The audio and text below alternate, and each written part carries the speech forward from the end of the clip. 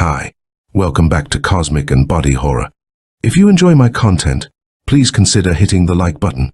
It's the only way the YouTube algorithm notices me. Hell on Earth by Robert Bloch. Weird Tales, March 1942. Chapter 1. Devil's Brew. "Let me ask you a question," said my visitor. "Would you go to hell for $10,000? "Brother, just show me the money and tell me when the next train leaves," I told him. "I'm serious." I sat back and did my goldfish imitation, staring with my mouth open. I'm pretty good at it. But Professor Keith was pretty good at looking serious. Too good. After a minute, I closed my mouth and just stared. "Wait a minute," I said. "You haven't got a cloven hoof. You didn't appear out of a cloud of smoke. You're not crazy, and you don't take drugs.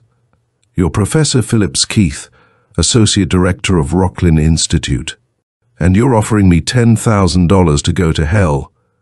The pudgy little man with the graying hair adjusted his spectacles and smiled. He looked for all the world like a kindly bishop as he answered, "I'd rather see you go to hell for me than anyone else." "That's very flattering of you, I'm sure. But Professor, perhaps you could explain yourself a little more fully before I decide. A man doesn't get an offer like this every day." Plump fingers held out a newspaper clipping. "Read this. Scientific Institute to become Witchcraft Den. The world-famous Rocklin Institute will be transformed into a rendezvous for goblins and demons, according to the plans of Thomas M. Considine, wealthy philanthropist. Considine has authorized a donation of $50,000 to be used in what he describes as a scientific study of sorcery and black magic. Professor Phillips Keith today announced that Rocklin Institute is seriously contemplating the possibilities of the project.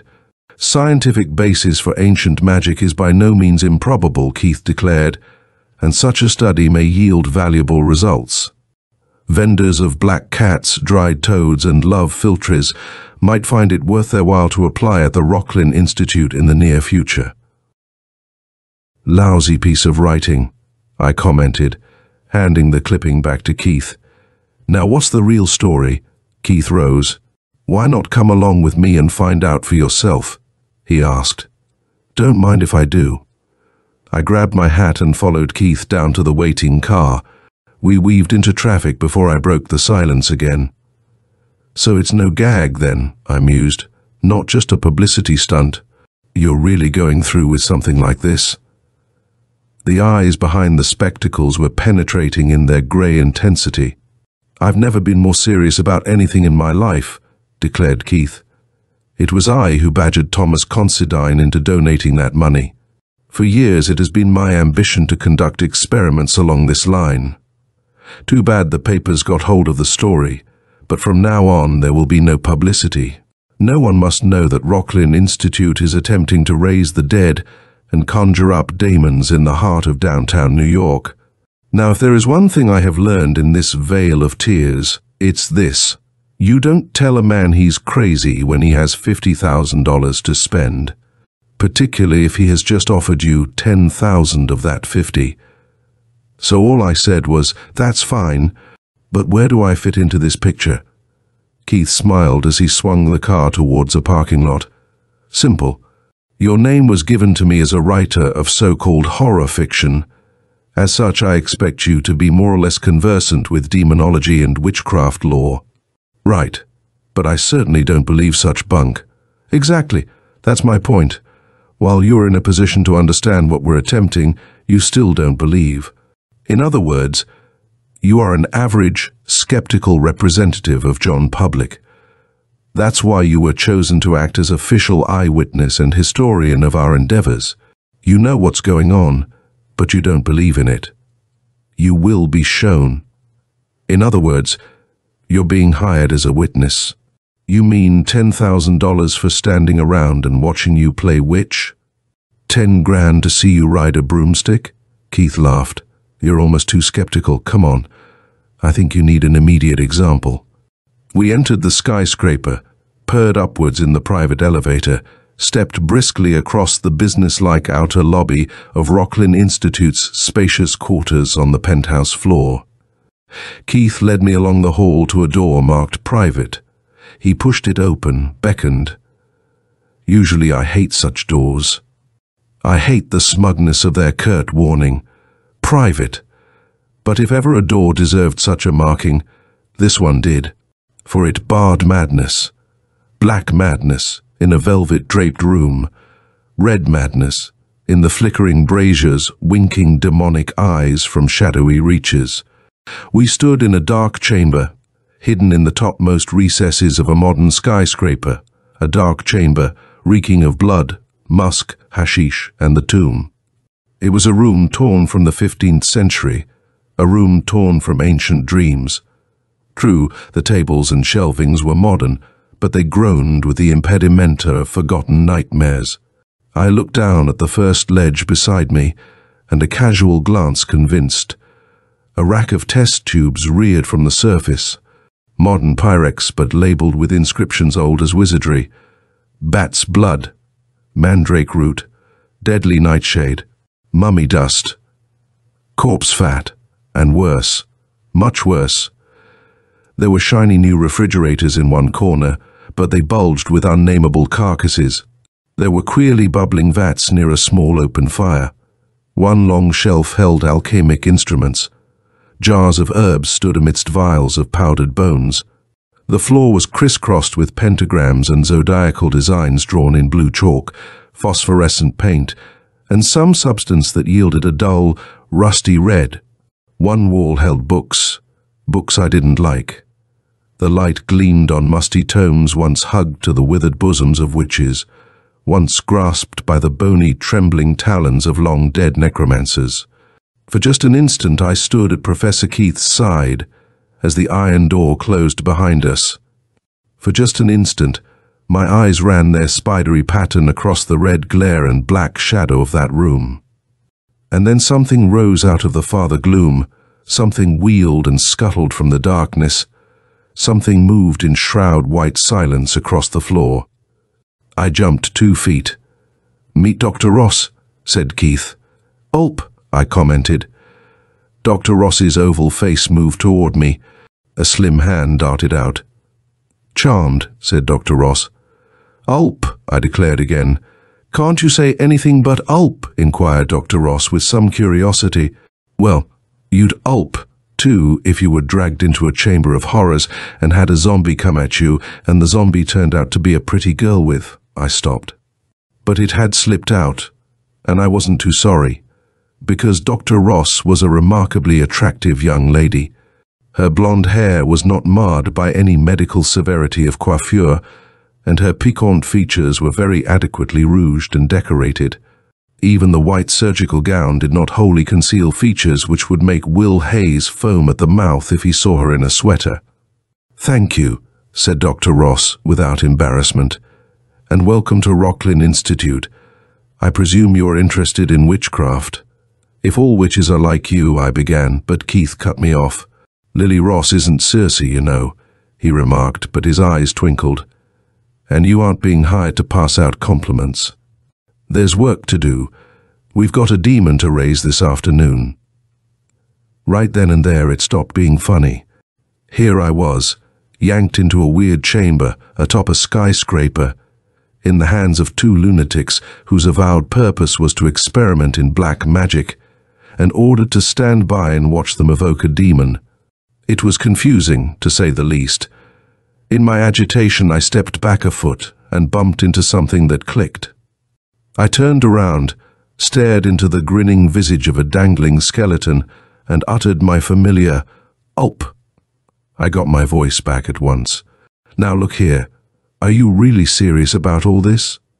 Keith took a sheaf of papers from his pocket and placed them on a table near an inverted crucifix bearing the impaled body of a dried bat, hanging head downwards.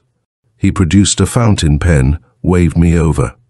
"Sign," he ordered. "Sign what?" "The contract, calling for your services as eyewitness for 3 months. $10,000. 5 now. 5 at the conclusion of our experiments. Serious enough for you? Very. My fingers trembled as I scribbled a signature on both sets of contracts. They fairly shook with palsy as Professor Keith extended his check. $5,000 right now. It was quite serious, no doubt about that. Well then, Keith pocketed the papers. Are we all ready to proceed, Lily? Everything is in order, Professor, said the girl. Then draw the pentagram, purred Keith. You'll find the blood in the refrigerator still fresh enough. Recite the chant and light the fires, my dear. And don't worry, I'll keep you covered with the revolvers. If anything goes wrong, I'll shoot to kill. With a bland smile, Phillips Keith drew 2 guns from his vest holsters and leveled them into the darkness of the curtained room. Chapter 2. Up pops. Silver bullets in here, explained Professor Keith. Very good against vampires, werewolves, vricolas or ghouls. Don't know how effective they are against a draconibus, though. What? A draconibus, flying cacodemon of the night, sort of an incubus. If Abbot Richalmus is correct. We're using his spell from Liber Revelationum de Insidia, et Versutis Daemonum adversus homines. He says the things are black and scaly, quite human in appearance except for the wings and fangs, but on a low order of intelligence. Something like the elementals. If the bullets don't work, there's always the pentagram. You know what it is, a 5-pointed star, 2 angles ascendant and 1 pointed down. It represents Satan, goat of the Sabbath. Are you crazy? I had to say it. See here. Keith's face was stern in the red glare. We might as well understand each other once and for all. I don't mind your skepticism in the least, but please don't cast doubts on my sanity or sincerity. But it all seems too absurd, mingling science and sorcery. Why? Keith snapped. Yesterday's magic is today's scientific fact. Voodoo witch doctors and medieval savants tried to cast out demons. Today, psychiatrists attempt to cure insanity by hypnosis, suggestion, and shock treatments in almost the same way. Once alchemists attempted to transmute base metals into gold. Today, that effort constitutes the basis of scientific research along identical lines. Are not scientists attempting to find the elixir of youth in their laboratories, using animal and human blood in their experiments like the mages of old? Don't scientists concern themselves with the vital problems of life and death, and keep chicken hearts and dog heads alive when severed from the dead bodies? Men died for that at the stake in ages past. They died for dealing with the very mysteries we scientists now openly attempt to probe. Science is sorcery, I tell you, except that in some cases the ancient wizards might have been more successful. You mean that you believe thaumaturgists once actually did revive the dead and call upon elementals? I mean they tried to do it and may well have succeeded. I mean there was nothing wrong with their theories, but their methods were at fault. And I mean that modern science can take those same theories, apply the proper methods, and meet with complete success. That's what we're going to do. But watch. I watched. The slim figure of Lily Ross weaved a white pattern across the far side of the black chamber.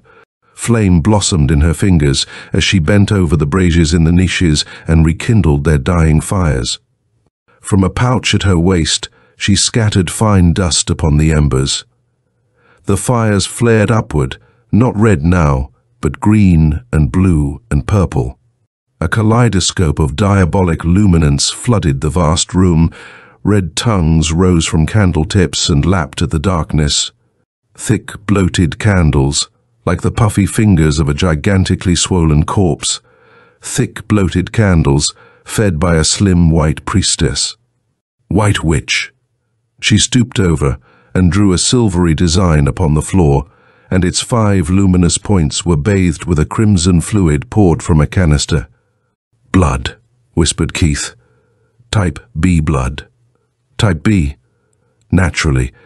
Didn't I tell you we were using modern scientific methods in witchcraft? Let's get down to cases. Sorcery in the Middle Ages was almost a racket. The average gotist was a charlatan. Some wizards hung around the courts of small nobles or petty princes, dabbling in astrology and palmistry, and fawning on their patrons like court jesters. They were arrant fakes. Others were like modern confidence men, forever asking money to perfect wild plans of transmuting lead to gold, completing an elixir of youth, or finding the philosopher's stone. Just grafters. A third class were quack doctors, boys who took little shops in the side streets and sold phony love philtries, promised to put curses on enemies for a small fee, and attempted to cure everything from epilepsy to the French disease. Mixed in with these impostors were the psychopathic cases, demonomaniacs and diaboleptics who pranced naked on the hilltops during Walpurgis Eve, claimed to ride broomsticks to the moon or converse with the dead, and have infernal lovers. Inverted religious mania. But always there were serious students of the mantic arts. From their records, their spells and incantations, we are working here. Keith pointed toward the bookshelves. It took me years to gather this collection. Manuscripts, parchments, fragments from treatises, secret documents from every country and every age. Much of it is locked away in those files, incunabula. Cost a small fortune, but worth it. But aren't they filled with the same fake gibberish as all the rest? I objected. I've read some of that stuff, and it's usually pretty silly. True, but there are kernels of truth. It's easy to discern. Some of the spells are known frauds, others are genuine. You mean if you read a spell aloud that it might conjure up a ghoul or a ghost? If you read it correctly, answered Keith. There's the whole point. That's where science steps in. In many cases, the spell has not been set down completely due to fear. In other instances, the incantation has certain word changes due to imperfect translations or incorrect interpretation of the medieval Latin or Greek. The Church burned as much of the genuine stuff as could be found over centuries of time. We've had to spend months of preparation, weeding the genuine from the spurious, piecing together fragments, studying contemporary sources. It's been a lengthy job for Dr. Ross and myself, but we're now assured of one thing. We have on hand nearly 100 actual, authentic incantations for the evocation of supernatural forces. If spoken correctly, the proper vibrations will be set up as in ordinary prayer, and responses will be made. Also, some of these incantations require ceremonies, such as this one. We've spent a goodly sum acquiring the necessary instruments and materials for our experiments. It's hard to buy a hand of glory or baboon's blood, hard to secure enough cadavers. Grisly too, but important. I shrugged. But Class B blood? Merely an illustration of our thoroughness. We're going to attack the supernatural with modern aid. Consider the reasons for the failure of ancient sorcerers. For one thing, as I pointed out, many were admitted fakes, and serious students often got hold of the wrong translations, as I have demonstrated. Naturally, they didn't succeed. Again, they were balked by lack of proper materials. If the spell called for baboon's blood, they might have had to use the blood of a rhesus monkey, for example. It spoiled the mixture by simple chemistry. We're experimenting, when we use human blood, with all blood types, because it might well be that a spell only works with a specific chemical compound. That's something the ancients didn't know. Similarly, they often were taken in by frauds. Perhaps they attempted brewing a philtre calling for powdered unicorn's horn. Naturally, when we see such a recipe, we know it's a fake and throw it out. They weren't so fortunate, and again they failed. So there you are. It may look like hocus pocus to you, but it's the result of applied scientific reasoning. We've sifted our spells, we've checked our formulae, we've gathered together only the most authentic ingredients, we're working by trial and error and modern logic. Under such conditions we cannot fail, if there is any truth in the supernatural law which has dominated all nations and all religions since the dawn of time. Surely there is a basis of truth underlying this tremendous mass of legend and theory that is older than any other form of worship. Science has recognized today the pathological existence of the vampire and werewolf and ghoul in mental cases. Science has recognized today many practices which were once called witchcraft. Now we shall take the further step and discover whether the ancients were wiser than we knew. We shall reconstruct correctly the enchantments of the magicians and evocators. Today, using Class B blood, we are performing the Ricalmus rune to evoke a Draconibus. Dr. Ross has drawn the pentagram. She has placed the 5 candles at the points and fed the fires with the 3 colors. Now she will read the invocation in the original Latin. If the conditions are reproduced correctly, we shall soon see the veritable flying daemon of the night, which the good abbot describes so graphically. Mayhap we shall capture it and offer our living proof to the world. You'll capture it, I murmured. Keith smiled. Why not? That's the kind of evidence we need to confound the smug skeptics, the pompous figures who delight in shaming poor old women at seances and ridiculing sincere students of the occult. Why, when Tom Considine put up the money for all this, he laughed at me. I wonder what he'd say if I sent a Draconibus into the office in a packing case. Keith chuckled as he pointed at the ceiling.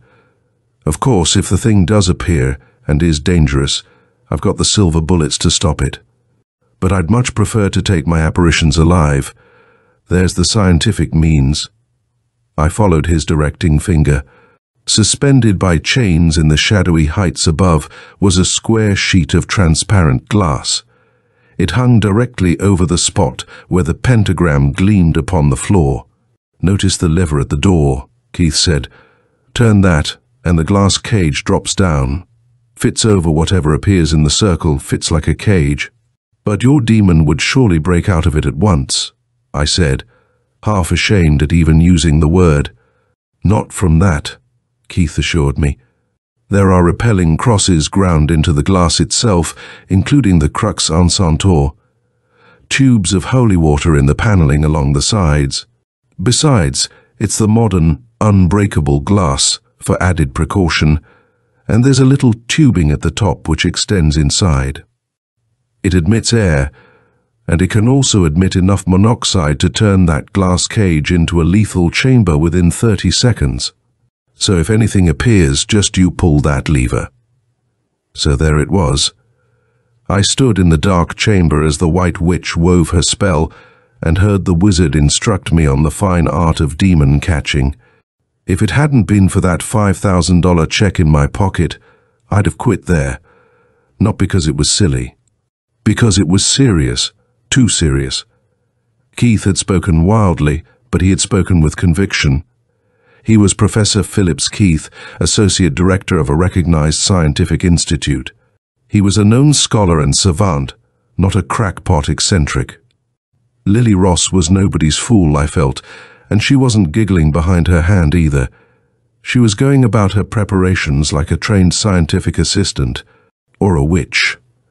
Witchcraft, the black arts of legend, the hideous whisperings creeping throughout history and leering madly through all barriers of reasons. Satanism, the Black Mass, trafficking with the dead and the masters of the dead. Here in this room, the reek of the grave, the corpse-fat candles, and the flames that burned with a blue light, a green lividity, a purple pallor, blood trickling across an ancient symbol on the floor. Silence and darkness, and now a rustling, as Lily Ross took the yellow parchment in her hand and stepped toward the light of the blue brazier. She stood there, poised and statuesque, a blonde handmaiden of evil. Her oval face was dedicated to darkness as her red lips shaped the first syllables that broke the utter silence. Keith's face was pudgy and prosaic in the glare, but his eyes shone with the fanatic zeal of a Puritan warlock. Sweat beaded my forehead. Would you go to hell for $10,000? Here, in this skyscraper tower, I was nearer to hell than I would be in the bowels of the earth. Here stood the magic circle, the witch, the wizard. Here was the source, the linkage between man and mystery. Lily Ross spoke the first sentences of the incantation. I thought that her mouth was a scarlet flower, emanating corruption. I thought that her lips were heaven, but her voice was hell. I saw a beautiful young girl, and I heard the withered croaking of a crone. It can't be explained. There was nothing wrong with her tone. It was what she said. The words were Latin, but they didn't seem to be words as much as sounds, and not so much sounds as vibrations. Not college Latin, not words with meaning in themselves, not words spoken as sentences, just sounds constructed for a purpose, an evil purpose. I knew that. I knew it as strongly as I knew my own existence. Lily Ross was reciting an incantation, and for the first time I realized what an incantation meant. It was a call to a demon. It was the use of human tongue in a peculiar way, to set up certain vibrations, certain forces that touched or impinged upon other worlds. Sound waves reaching across planes and angles of existence, commanding and guiding. Sound waves shatter glasses in modern laboratories. Sound waves shatter buildings, if properly pitched in volume and intensity, and sound waves, over and above radio frequency vibrations, can pluck the harps that sound in hell, can knock upon the gates of the pit and call forth presences. Her voice was but an instrument. The meaningless drone was rising, almost uncontrollably. Now I knew what truth there was in the power of the word used in prayer, and the word used in black summons. The drone blended with the blackness. The blackness mingled oddly with the green, the violet, the blue fires. The pentagram became a wriggling phosphorescent serpent, swaying amidst green, purple, and blue words of flame. The shadows droned. The girl burned and flickered. Suddenly the pulsing began. It shook the walls. It rose with the words the girl recited, blended with them, then emerged stronger, triumphant. Smoke spiraled up in a sudden jet from the braziers, as a great wind filled the chamber.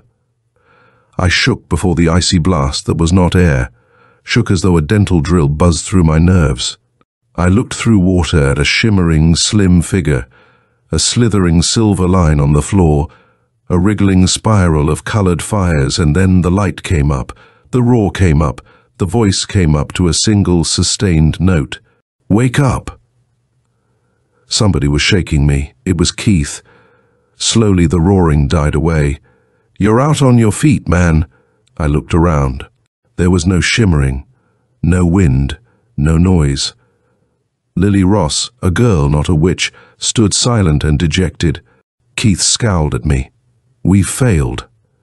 But I felt something, pure self-hypnosis. It didn't work. Lily Ross stepped over.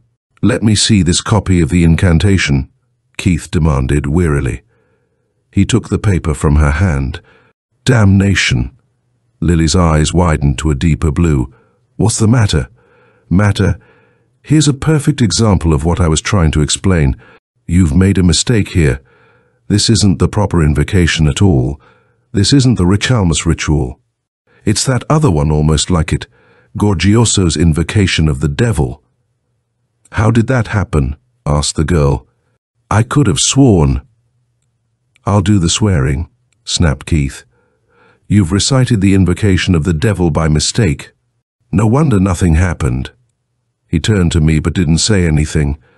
There was no chance to speak. For the roaring started again, and this time there was no question of self-hypnosis involved. The rumbling shook the room as though the building was clawed by an earthquake. Lily and Professor Keith stood swaying beside me as tile wind rose. The flame flared. The thunderous crescendo swept through our bodies, tore at our brains. Gleaming with lambent fire, the pentagram writhed at our feet. Within it a black shadow, coalescing, blurring into an outline in the pentagram of Satan, black goat of the Sabbath. Out of the corner of my eye, I saw Lily Ross's trembling hands move out. saw the crumpled scrap of paper fall from her fingers. It was the parchment from which she had read the incantation, the wrong incantation, the one that summoned up the devil. And now a figure stood in the pentagram. Chapter 3 speaks of the devil. We stared, all of us. Lily Ross gave a tiny gasp, lost amidst the crackling of the braziers. Keith was numb. I found myself trembling, unable to lift my hands and shield my eyes from a vision that seared and burned with a flame from the pit. The presence crouched there in the pentagram, its black goat face gleaming in the glare of the fires. The shaggy, tousled head with the stumps of goat horns, the fiendishly familiar visage, the cloaked body, I saw them all, merging into a sharper focus of actuality. The presence gathered itself as I gazed, as though reveling in the actuality of its new physical existence, like a child being born and realizing it. But this was no child. There was nothing youthful in the ancient smirk of relish on that ageless face. The fires in those slitted eyes burned long before the gases which created Earth. It was a tableau born in a demonic dream, and like a dream, it dissolved into sudden, terrible action. The goat body moved, black arms extended. Claws, talons, call them what you will, emerged swiftly from the cloak. They reached across the pentagram. One foot moved out, black, misshapen, hoof-like, cloven. My own feet moved then, moved in desperate swiftness. As the presence lumbered forward, I raced for the doorway. My outstretched arms tugged frantically at the lever Keith had shown me. I wrenched it down. From the ceiling the iron chains grated. There was a thunderous crash, and then the great glass cage dropped down squarely over the black body of Satan, Prince of Darkness.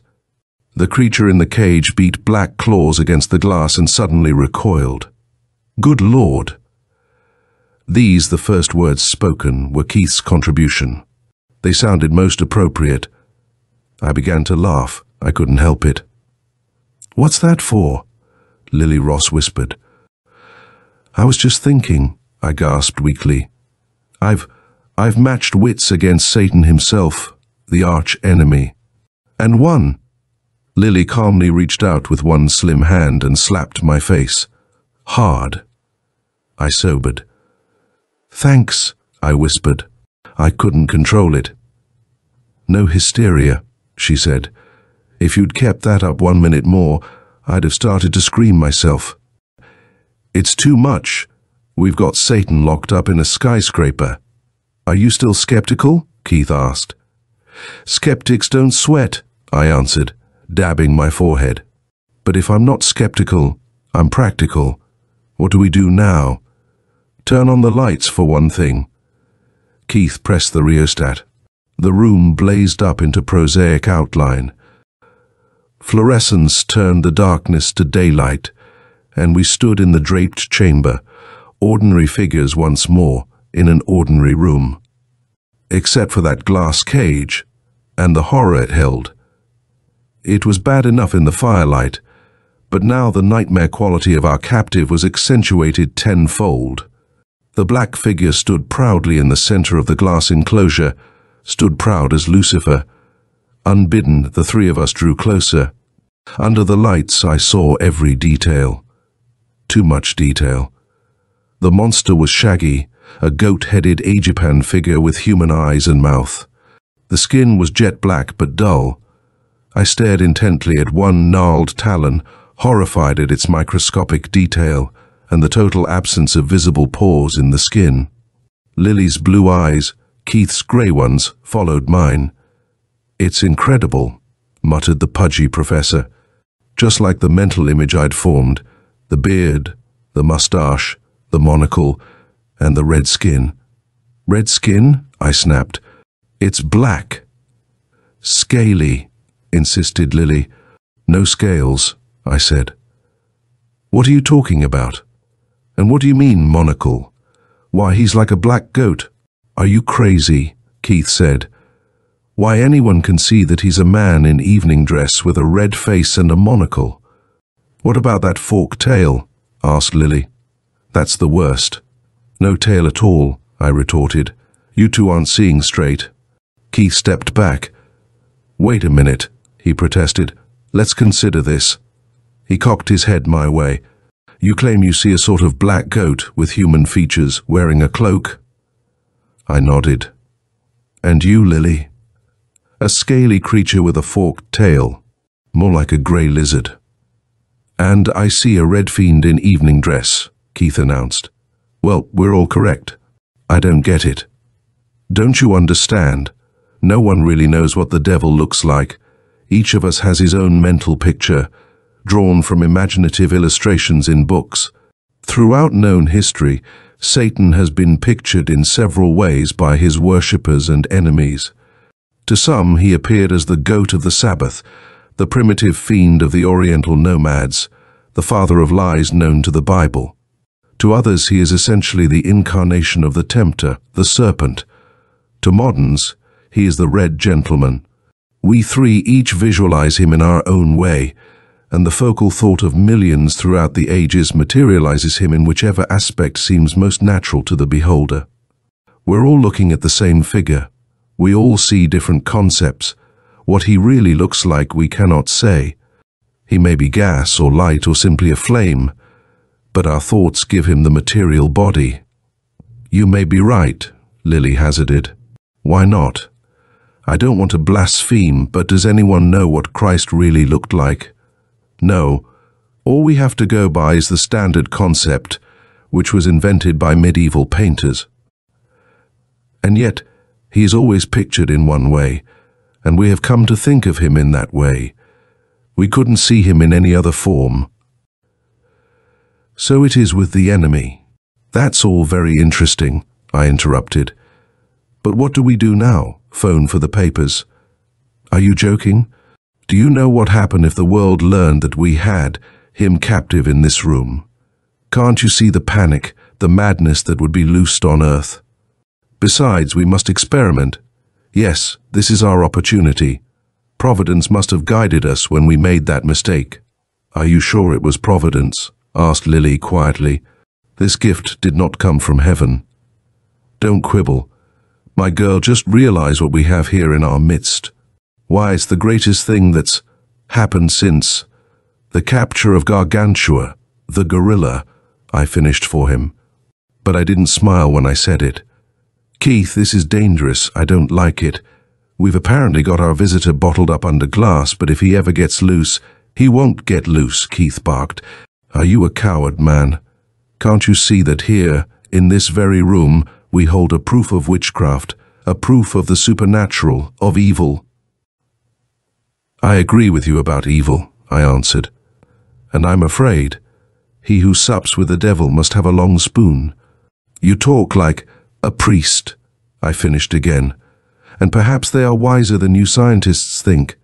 They've been fighting this creature here for long centuries, and their wisdom should be heeded. Why, you said yourself that you matched wits with the devil and beat him, Keith protested. We, with the weapons of scientific research at our command, are going to study our guest. Why, we'll give him a blood test, we'll examine the skin, we'll isolate cells under the microscope, we'll use X-ray, I turned away. It was madness. I sought sanity in Lily Ross's blue eyes. But she was babbling too, the scientific spirit. Maybe the creature can speak.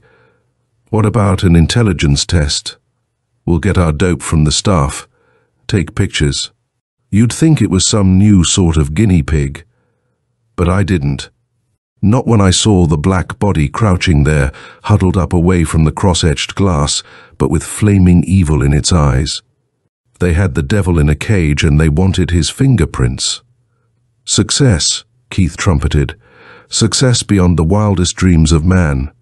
We'll conduct a scientific study of all evil, of incarnate evil, the nature and principle of evil, the evil men have known of, feared throughout the ages since creation. It's there. We all see it differently through our own eyes. All men do, but it exists. Like electricity, a force. He stood beside the glass enclosure, gesturing like a circus barker. Behold the great god Pan.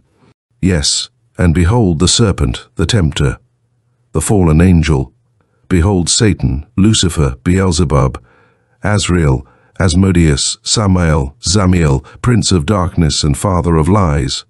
Gaze on the black goat of the Sabbath. Gaze on fabled Ahriman, on Set, Typhon, Malik Tawis, Abaddon, Yama, primal Nodens, the archetype of evil, known to all men by all names. Once again I felt the urge of hysterical laughter. This was too much. Only the girl saved me. Let's get out of here, she suggested. At once. We've had a shock. Tomorrow we can sit down and reason this thing out clearly if we're not crazy already. We can make plans sensibly then. Let's rest. You're right. I'm sure that he will be safe behind the glass. And this room is locked, sealed. No one must suspect. Keith moved toward the door and we followed. He snapped out the light as the door opened, plunged the room into Stygian night. We went out. I looked back once. There was nothing but blackness and 2 red coals burning. Eyes in the darkness, the eyes of Satan, the eyes that saw Faust. Chapter 4. Hell breaks loose. So that's my story, I concluded. Now what's yours? Lily Ross raised her glass, tinkling the ice in rhythm to the music from the orchestra. Just a little astrophysics and biochemistry. She smiled. A job at Rocklin as Keith's assistant. Don't kid me. You're a blonde in a green evening dress. The prettiest come-on girl in this supper club. And you're going to dance with me, because you never heard of chemistry or physics. But you can la conga all night. She could too. One whirl around the floor convinced me, clinched me in fact. That noise like a ton of bricks was me falling. But I didn't care. I had the devil by the tail and Lily Ross in my arms, and I was sitting on top of the world tonight. But when we got back to our table, Lily sobered for a moment. I say, she said, I'm worried about Professor Keith. That excitement today, our experiment, unnerved him. Hope he's going to be all right tomorrow. He went home in a taxi and went to bed. Calm yourself, Lily, I said. If he isn't all tight tomorrow, he'll merely be suffering from a hangover. What do you mean? Take a squint at that table near the orchestra, I grinned. If Keith got in a taxi, he wasn't going home. Lily took her squint, and then her eyes went wide. Why, he's here and he's with a woman. That's putting it mildly, I told her. He's got a woman and a half there. It's Eve Vernon, the singer in on the beam. Never thought he was such a man about town. He isn't, Lily gasped. Why, he never goes anywhere at all. I've never heard of him escorting a woman. And that's champagne on his table too. Why? Live and learn, I said. He's just relaxing, that's all. Shall we join him? Certainly not. It might embarrass him. Besides, there's something strange about this. I shrugged, but subsequent events bore me out. Keith was relaxing to a point where it was necessary to bear him out. He danced. He drank 2 quarts of champagne solo. He laughed. He reddened. He tried to dance with the girls in the floor show. When Lily and I slipped out, he was singing drunkenly at the top of his lungs to the delight of the surrounding tables. Disgusting, Lily commented. Forget it, I advised. I forgot it in her goodnight kiss. I forgot everything. All I knew was that tomorrow, at 10 o'clock, she would be waiting down at Rocklin. She was. I entered the outer lobby and took her arm. Where's the professor? I asked. He didn't show up. He must have a hangover then. Did you call him? Certainly. His housekeeper says he hasn't been in all night. Strange, what shall we do? Let's go into the laboratory and wait. We must inspect our specimen. Lily led the way down the hall to the barred doorway. She fumbled with a key. Why, it's open. We entered. The room was dark, and only a single brazier burned, a single brazier, and the red eyes in the glass cage. A figure huddled before the cage. "Keith!" I shook him. He struggled to his feet. Oh, I must have dozed off. Been here almost all night, watching to see what he would do. Keith's face was haggard, his clothing rumpled. He spoke thickly, as though half asleep. "Better get home and get some rest," Lily suggested. "We'll stay here. If you feel up to it this afternoon, we can make our plans then." Suddenly the professor drew himself up. He seemed to visibly shake off his fatigue. "Nonsense. I'm all right. Feel splendid, perfectly splendid. But no time for a conference, my dear. I've got to find Considine. Need more money from him, at once. Got a great idea, a great idea. Tell you all about it. Must find Considine, though. You stay here, keep your eyes open. See you tonight at the test tube ball. I'll arrange to meet Considine there, and some of his friends." He was gone. Lily's mouth was a red oval of astonishment. "Test tube ball," I repeated. "Yes, society masquerade. Patrons of Rocklin Institute hold it every year. Collect funds there, you know. But what does Keith want at such a gathering? He never dances or goes in for social affairs. You forget last night." "That's just the point. I can't forget last night. That professor isn't well. I'm sure of it. Something has happened." "He isn't the only one who isn't well," I said softly. "Look into the glass." Lily turned, and we surveyed the cage together. Satan squatted, half slumping on the floor. The red eyes flickered, but they were suddenly fainter in their fire. "Sick," Lily murmured. "No air or no food. What does His Majesty eat?" I began. But something about the aspect of the creature cut me short. "I wish Keith were here," said Lily. "We ought to do something." We peered into the glass. Suddenly Satan opened his eyes. He sat up and stared back. All at once he rose to his feet, stepped forward. His upraised claws almost touched the glass, but not quite. The gesture was one of appeal, and in those eyes I read not hate, but recognition. Lips curled, disclosing yellowed fangs. They moved silently behind the glass. "He's trying to talk to us," Lily gasped. "I'm sure of it. Watch!" The black fiend was gesturing wildly. Its eyes rested first on Lily's face and then my own. If we could only find out, no use. Evidently it was true. His unholiness suddenly slumped to rest once again on the floor, head buried in the long black arms. We stared at one another for a long moment. Once more there was activity within the cage. The creature had bent down on its knees over the floor. One claw held a tiny sliver. With a start, I recognized it. It was chalk, the phosphorescent stuff used to draw the pentagram with. And the devil was writing. From time to time, eyes rested on our faces in a strange appeal. The bony fingers continued to move, slowly, painfully. Letters traced upon the floor, words, sentences.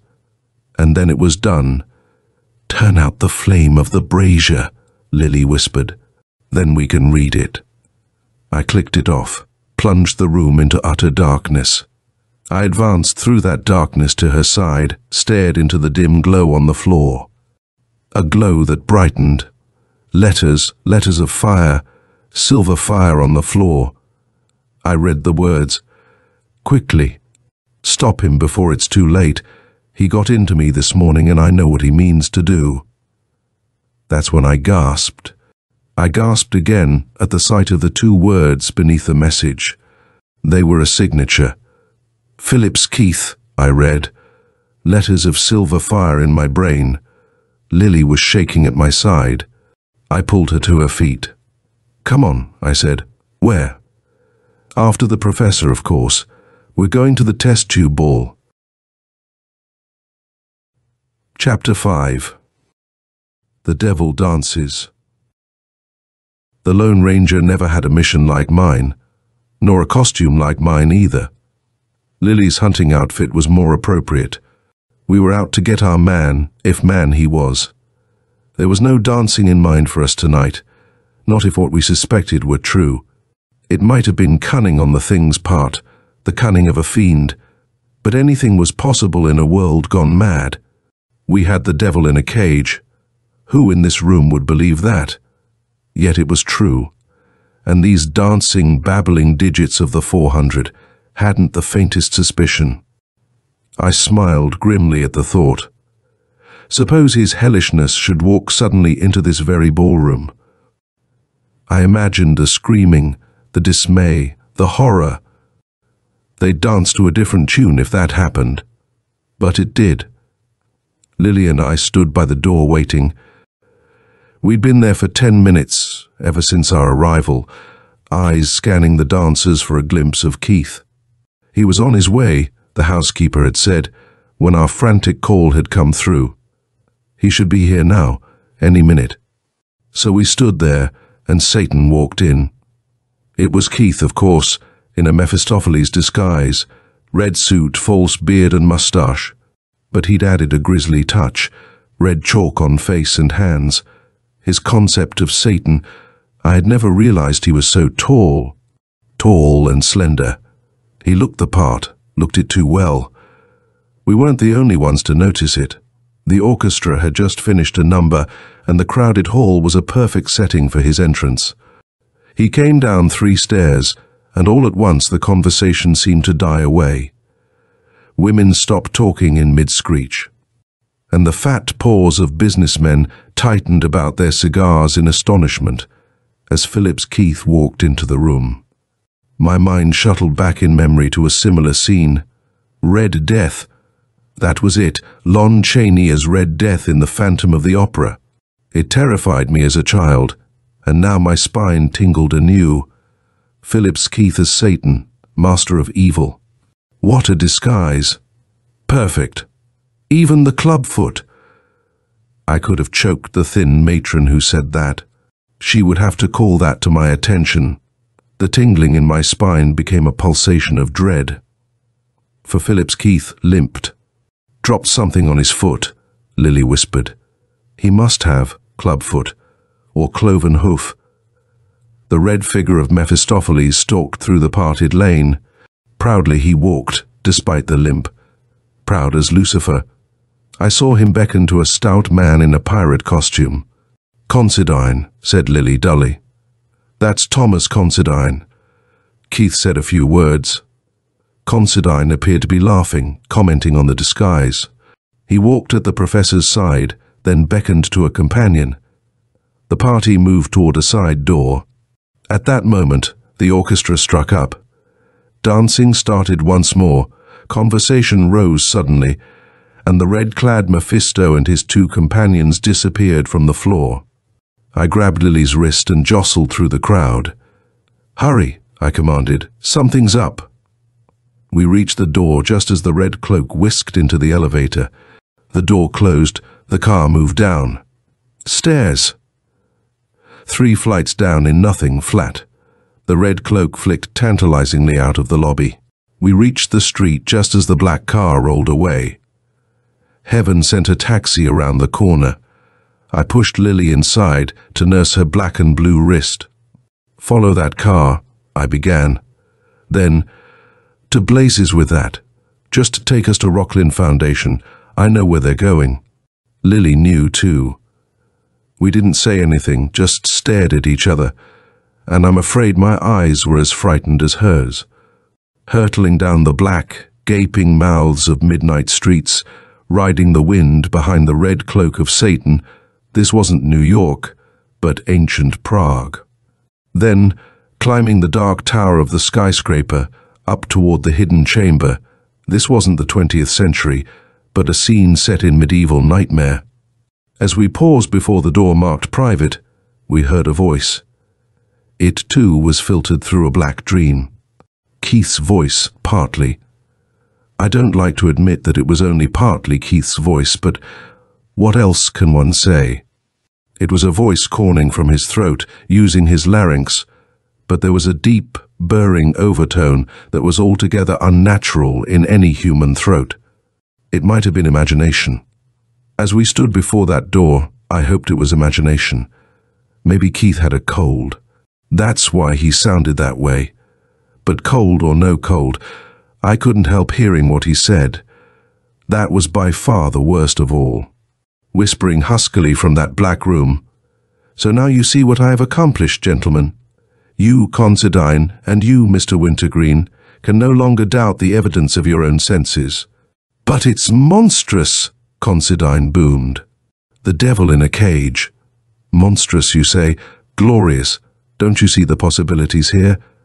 I suppose it's all very interesting scientifically, but what do you intend to do? Exhibit this creature to the public or something of the sort?" Keith laughed. Or rather, that voice laughed. "Considine, you talk like a fool. Can't you realize we have something here that can become the most powerful force on Earth?" "Powerful?" interrupted the nasal tones of Wintergreen. "Yes, all-powerful. Consider, gentlemen, for a moment, what our captive can mean to us. Have you ever heard of the Black Mass, of the worship of Satan? For centuries, men have gathered to pay homage to the devil. Believing that the kingdom of heaven is ruled by God, they claim that earth is ruled by Satan and choose to worship him. If he grants them happiness here on earth, they are willing to forsake celestial joys." "What utter rot!" The voice droned on, contemptuous of the interruption. "They meet in hidden places, the cellars of ancient houses or ruined churches, on Walpurgis Eve and other unhallowed nights. Candles, fashioned from the corpse fat of unbaptized infants, light their devotions to the Prince of Darkness. An unfrocked priest presides over the altar which is the naked, living flesh of a woman. All boast of their sins and confess penitently their good deeds. Then, as the Lord's Prayer is recited in reverse, a parody of the Mass is held. The Mass of Saint Secaire, the unholy ritual of Gilles de Retz, and the Marquis de Sade. A sacrifice is given to Satan, and celebrants drink of a red wine which is truly human blood. All do homage to the Father of Evil, who grants them then their dark desires." "Don't talk like that," Wintergreen begged in nervous protest. "We're not children, to be frightened by bogey men. Neither are the thousands of secret Satanists who carry on these rites. They believe. Many of them are the victims of charlatans, frauds who prey on the neurotic rich. And I'm not offering you a bogeyman. I'm offering you the actual physical entity of the fallen angel, the master of the Great Black Lodge. That's why I brought you here and showed you our captive. Your money enabled me to summon him. It is only fitting now that you be given the opportunity to profit thereby." The droning voice held cunning. Devilish cunning. Lily grasped my wrist, but I shrugged her into silence again as we crouched, listening. "We have here the opportunity for power, for undreamt of wealth. We, and we alone, are the masters of Satan. Let me tell you my plan. I shall become the high priest of the Satanists. You, Considine, and you, Wintergreen, shall go out among your friends and proselyte. Bring the rich old women, the eccentric old men into the fold. Bring them to the Black Mass. Spread the word that a new day is at hand for those who would pay the price to the powers of darkness. Tell them that there are ways to obtain eternal youth, ways to obtain more wealth, ways to wreak revenge. Can't you see? We'll build an empire out of what was once only an old wives' tale. We can control nations, master the earth." "Have you gone crazy, Keith?" Considine's deep voice trembled. "Are you utterly mad? First you show up in a Mephisto costume, then you bring us to look at this freak, this animal hybrid of yours, and now you babble insanities." "Yes," Wintergreen amended weakly. "I'm getting out of here." "No, you don't. You know the secret, and it's too much. Neither of you leaves this room until you've agreed. I don't know what I intended to do. I only realized that there would never be a better cue for my entrance. I flung the door open and marched in, Lily Ross at my side. Considine and Wintergreen stared with open mouths. In the glass cage beyond, the black figure gestured frantically in the red glow of the braziers. I ignored them all. I had eyes only for Keith, for the man in the red cloak, the man with the red face and the spade beard. As he turned to face me, I read his eyes, read the blazing message there. His hands swooped up, claw-like, as I charged. Sheer instinct drove me on, the same instinct that guides a man to crush a wriggling serpent, even though he knows it is about to strike. Lily screamed, as my hands closed about Keith's scarlet throat, rose to rake his face. I almost screamed as I felt that face. I was tearing at his disguise, at his false beard, tearing, and it wouldn't come off. For Professor Phillips, Keith was not disguised at all. He was Satan in red flesh. The dragging club foot, the cloven hoof moved up, butting my thighs. The claws razored my chest. The deep growling from the creature's throat welled horribly. I punched out at the fiendish visage, and my hands hammered against iron. Considine and Wintergreen, Lily and the creature in the cage whirled crazily by. Red arms encircled me and began to crush and break.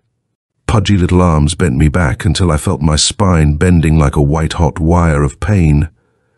Pudgy little arms, but they held strength. The strength of a demon. Demon arms crushing.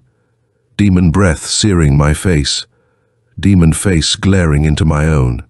My senses ebbed, and a chuckling rose from the grinning thing that crushed me like a rag doll, crushed me down into darkness and a swirling mist of pain. I tore my left hand free somehow, got it up to my pocket. I wrenched the flask out, ripped the cork with frantic fingers. The creature grabbed for my arm, twisted it, but the flask was open. I jerked it up. A white stream spurted against the red face. With a howl of agony, the thing's arms flew up to shield its head. Breaking free, I spattered more of the fluid on the head and shoulders. Rocking on its feet a moment, the creature staggered, fell to its knees.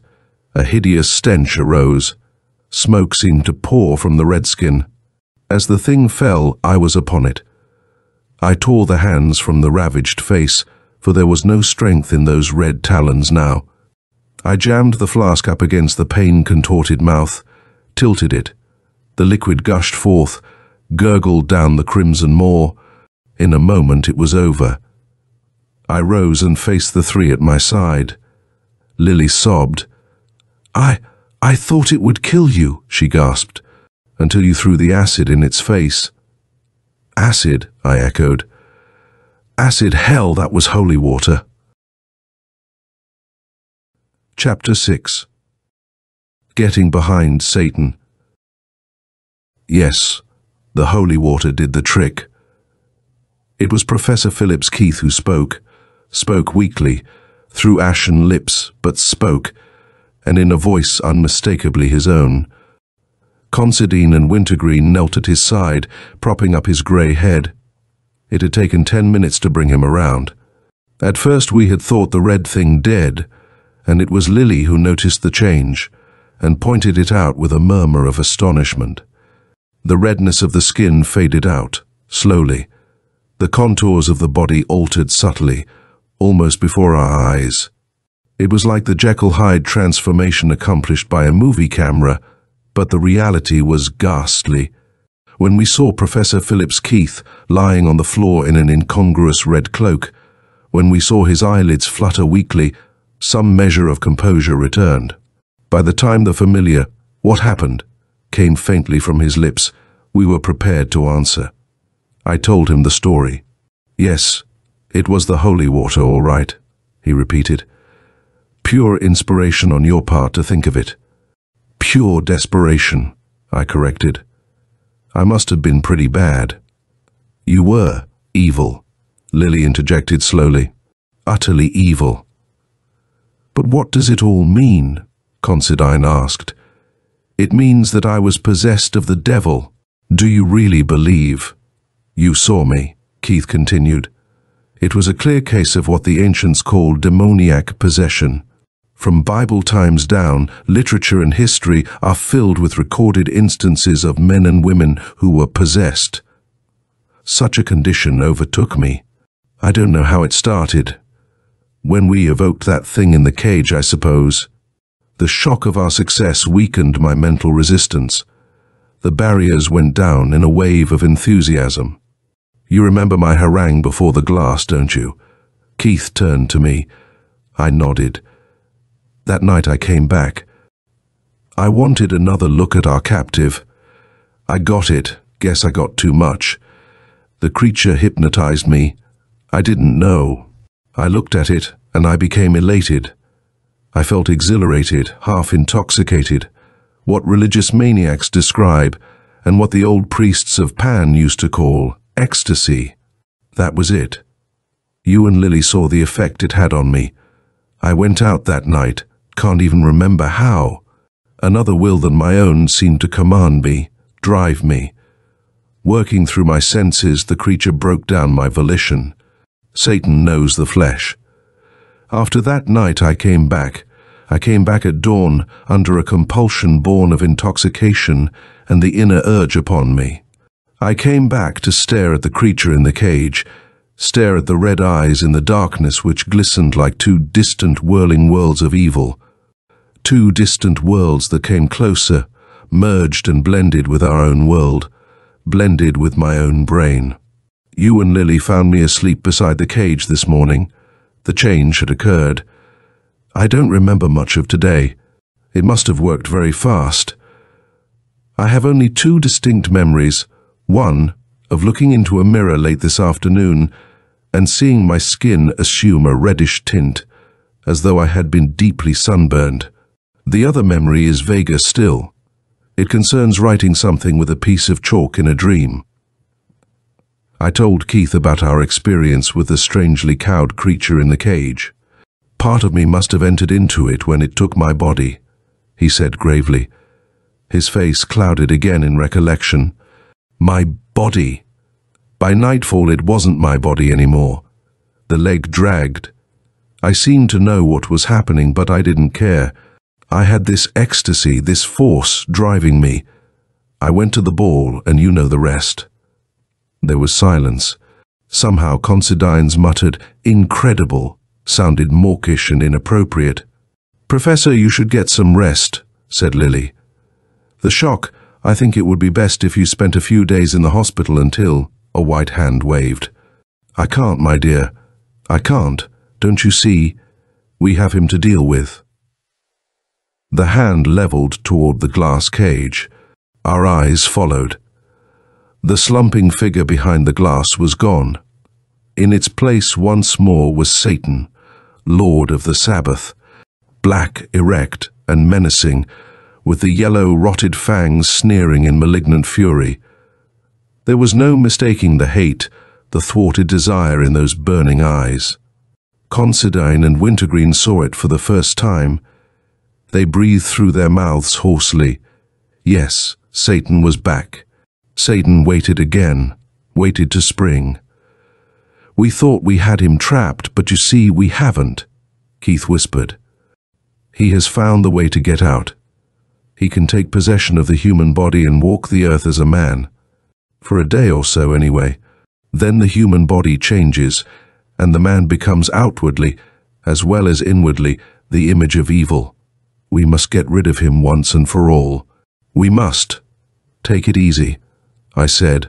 "We understand." "But you don't understand, you can't. Not until you've been through what I've been through. God." Keith shuddered.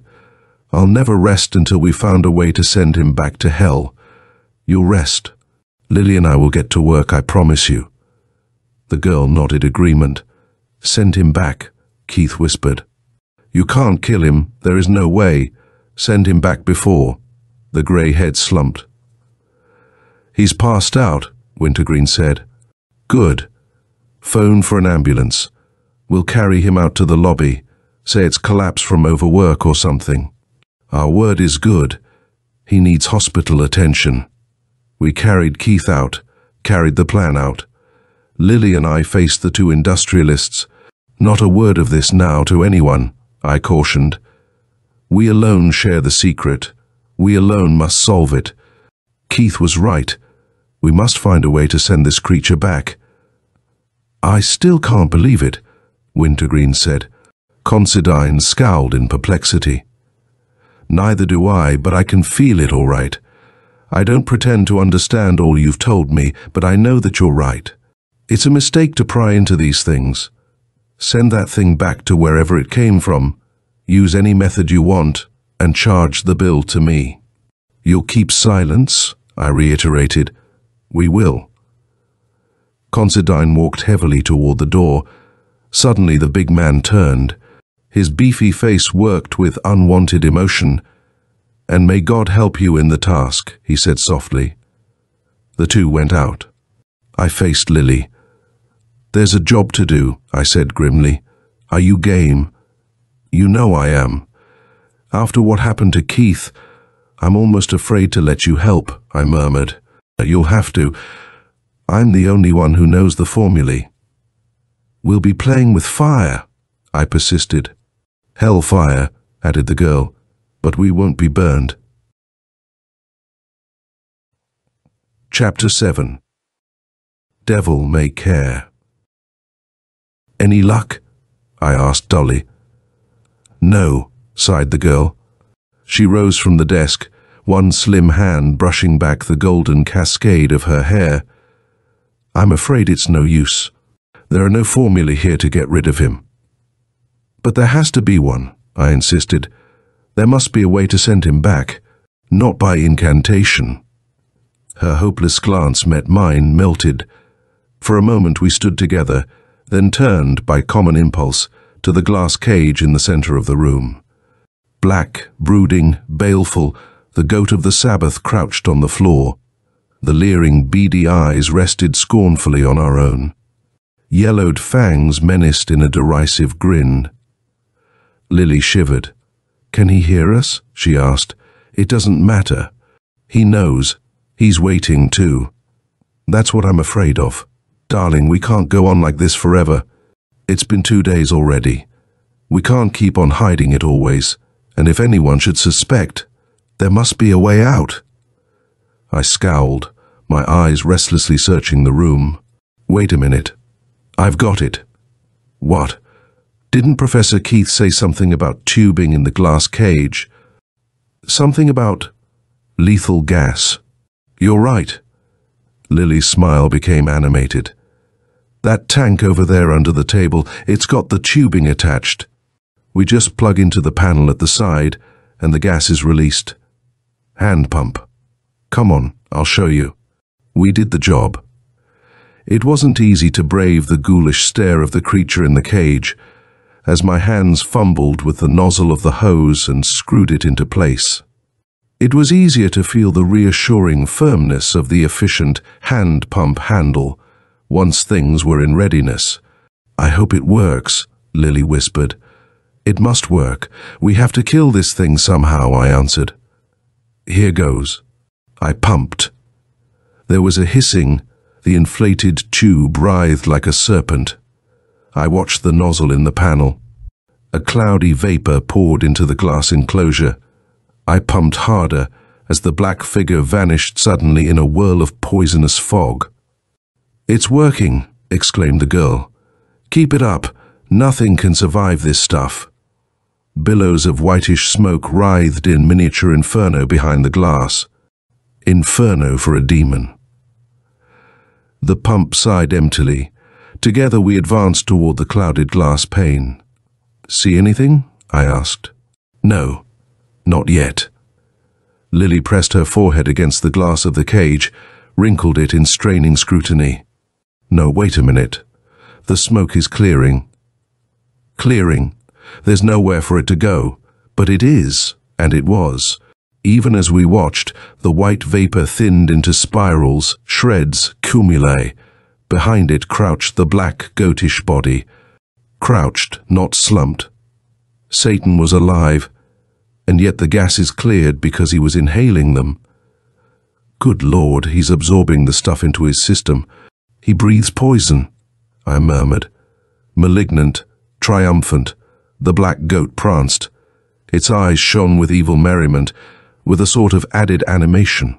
He thrives on the stuff, Lily sighed. Now what? Water, I said. The details don't matter. We used the same tubing and a new pump. Filled the glass enclosure to the brim. Enough water to drown anything inside. He absorbed it, of course. I was afraid to try an arc welder. You can't kill the devil with fire, Lily told me. That was that. Bombs were out. Anything was out which entailed the risk of releasing his satanic majesty. We were back to where we started. Give me another day, Lily said. I'll find an incantation. There must be something here. Some variant on a spell for casting out demons, perhaps. Just put a twist on it. We must get one. I must get some sleep, I added, and meant it. Devil killing is hard work. Go home, commanded the girl. And leave you here alone with that? Not on your life. Remember what happened to Keith. Well, go into the private office down the hall and take a nap. There's a couch there. I'll keep on working.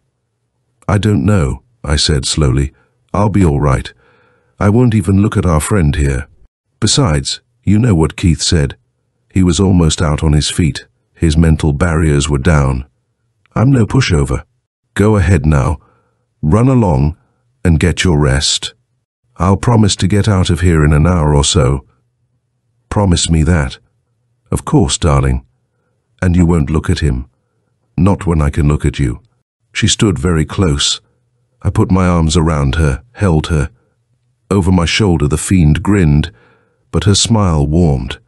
All right, but I'm coming back within an hour, and if I catch you flirting with old Nick here, you'll be sorry. Abruptly I sobered. You really think there's a chance of finding a way? I do. We must. Now off with you. I left the room. Lily Ross sat down, ran her hands through her golden hair, and opened the black book on the desk. In the dancing light of the braziers she looked as she had when I first saw her, like a white witch. She was a white witch in my dreams. Chapter 8. Hell hath no fury. She was only a girl when she awakened me. I grinned sheepishly through a shroud of sleep. Sorry, guess I broke my promise and overslept. Didn't know I was so tired. You were tired, darling. Know how long you've been sleeping? No. 3 hours. Really? Uh-huh. Feel better now? Certainly. I'm ready for anything. What about you? Still bright. She looked it too. Her eyes sparkled with gaiety. You look as though you had some luck. Find anything? I asked. Well, yes and no. There's a chant in the Prin-Saracenic rituals relating to jinn and efreet that could be used, I think. But the German translation is bad. I'm going to check it against the Latin. Now? No, silly. Tomorrow. Now I'm going to relax. And you're going to relax with me. Let's go out and take in the town tonight. Forget all about this crazy business. But what about? Quit scowling, dear. It's all right. We need a vacation. The strain is too much sometimes when you think about what we're doing, what's in that room. Don't you think you'd be better off if you went home and rested, Lily? No. Her eyes met mine. It's dark, and I don't like the dark. It makes me think too much. It makes me dream about him. Don't you see? I want light, people, something to make me forget. She was shaking underneath her smile. Hysteria, nearly. All right. Did you lock up? Certainly. Stop fretting. The room is barred. I rose to my feet. We'd better stop in at the hospital and see how Professor Keith is resting, I suggested. Please, not now. I'm all on edge. I just want to forget everything connected with this for tonight. Let's not think about anything except us. The suggestion was pleasant, alluring as Lily was. She did sparkle. Her golden hair, the scarlet of her lips, the turquoise of her eyes, All seemed accentuated by inner fire. She slipped one arm in mine possessively. I felt a tingling as her bare flesh met my wrist. We swept into the outer lobby of Rocklin. I almost laughed. Here was a crowd of bustling officious clerks and directors. White-coated chemists stepped briskly in and out of the long series of offices along the further corridors. Well-dressed visitors and patrons, giggling stenographers, bearded doctors who might have advertised laxatives in the popular magazines. A typical Kildare atmosphere about the place. They didn't suspect what was going on in the private chamber down the hall. They didn't suspect that the golden girl on my arm was a white witch. Again, that white witch thought had crossed my mind. White witch. Why did I think of Lily that way? Was it because here in the afternoon sunlight she positively glittered? Her hair was so golden, her skin had such a milky texture. Ah, she was a pretty girl, nothing more. "Supper?" I said. She nodded. We glided down to the lobby, stepped into a cab. She snuggled close. I liked it. But when I looked at her again, the semi-darkness of the cab's interior had wrought another change. She wasn't a white witch anymore. Her hair seemed darker. The golden tint was gone. The locks were almost brunette, brown with darker tones. The scarlet of her lips had turned to rose. A trick of late afternoon light. "What are you staring at?" She giggled. I got personal for a while. A good while, as we were tied up in traffic. By the time we neared the chosen destination, it was almost twilight. It was twilight in the taxi, and Lily's hair was grey. Not grey exactly, and not platinum. There was a bluish tint. Her lips were purple. Her lips were purple, or I was crazy. Seeing things. A girl who changed in light and shadow. What was that? White witch, black witch, blue witch. What did they call it? Adaptation, chameleon. But the term in sorcery, glamour, sympathetic magic, the ability to conform with surroundings, the attribute of a sorceress. Circe had that power. But Lily Ross? Here she was, laughing away, affectionate and alluring, and I was picturing her as an enchantress. Ridiculous. Well, it was best forgot. I did forget as we entered the supper club. But when we sat down under the red drapes, I saw her Titian locks flame forth in evil glory, saw her tawny skin glow, saw the crimson depths of her eyes. Red witch now. I had a drink. Several drinks. In between I blinked. She talked, but I hardly listened. "Let's dance." I held the red witch in my arms, held a living flame close, held her closer than I had ever held her, and felt her respond. Her response was flame, fire kindling, feeding. That fire engulfed me. I was tired of thinking, tired of toying with the incredible. The wine helped, and her beauty was a greater intoxication. I went down into the warmth of her glowing hair, the warmth of her eyes, the red glow of her mouth. Why deny it? When she suggested her apartment, I didn't hesitate. This wasn't the Lily Ross I knew, but the realization no longer bothered me. She clung to me in the cab, on the stairs. "We've been working too hard, darling," she whispered, over and over again, as though it were a formula. Her words no longer mattered. I was consumed by the flame of her nearness, the red, swift flame, coursing through my blood and being. She opened the door. I stepped in. We embraced in the darkness for a long moment. Then, "I've waited for this," she murmured. "You and I together. We're going to do wonderful things, aren't we?" "You mean down at Rocklin?" I asked lazily. "Oh, that," she laughed. "Of course not, silly. That's child's play. Don't you think so? It has no real meaning at all. Well, you and I were meant for greater destinies." Her voice, vibrant in velvet darkness, had a new quality of its own, a dark quality. Peculiarly, I wondered what she looked like here. What color was her hair? And those lips, that now burned mine. Lips that burned away my questions and left only a desire.